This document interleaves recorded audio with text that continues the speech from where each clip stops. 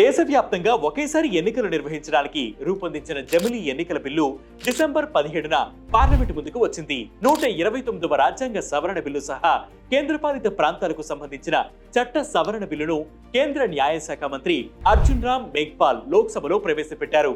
ఈ బిల్లు ప్రవేశపెట్టడానికి ముందు జరిగిన ఓటింగ్ లో 269 మంది అనుకూలంగా 198 మంది వ్యతిరేకంగా ఓటు వేశారు. అయితే ఓటింగ్ లో పాల్గొన్న 461 మంది సభ్యుల్లో ప్రభుత్వానికి 3/2 మెజారిటీ లేదని కాంగ్రెస్ సభ్యుడు మాణికం ఠాగూర్ వెంటనే స్పందించారు. కాంగ్రెస్ నేత శశి థరూర్ మాట్లాడుతూ రాజ్యాంగ సవరణను ఆమోదించడానికి అవసరమైన 3/2 మెజారిటీ బీజేపీకి లేదని తేలిందని అన్నారు.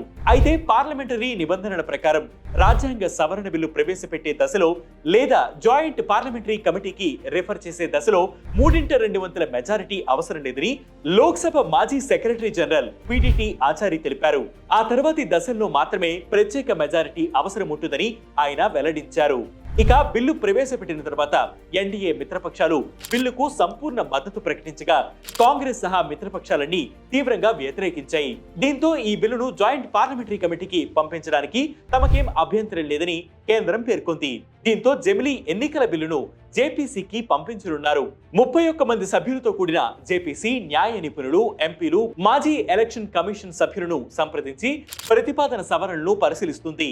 బిల్లును సమీక్షించడానికి జేపీసీకి 90 రోజుల సమయం ఉంటుంది. ఆ గడువును పొడిగించేందుకు వాళ్ళు అభ్యర్థించే అవకాశం కూడా ఉంటుంది. జేపీసీ బిల్లును పరిశీలించి ప్రజాభిప్రాయాన్ని కూడా కోరుతుంది. లోక్సభలో మెజారిటీ ఉన్న బీజేపీ ఈ కూటమికి అధ్యక్షత వహించే అవకాశం ఉంది. జేపీసీ పరిశీలన తర్వాత సవరణలు జరిగిన బిల్లు మళ్లీ పార్లమెంటు ముందు వస్తుంది. అక్కడ 3/2 ఓట్లు అనుకూలంగా వస్తేనే ఈ బిల్లు చట్టరూపం దాల్చుతుంది. ఇది ఇవాల్టి ఎక్స్ప్లెయినర్. దీనిపై మీ అభిప్రాయాన్ని కింద కామెంట్ సెక్షన్ లో మెన్షన్ చేయండి. ఇలాంటి ఎక్స్ప్లెయినర్స్ కోసం ప్రతిరోజు వెయిట్ న్యూస్ యాప్ ని ఫాలో అవ్వండి. Wait news Telugu YouTube channel ని సబ్స్క్రైబ్ చేయండి.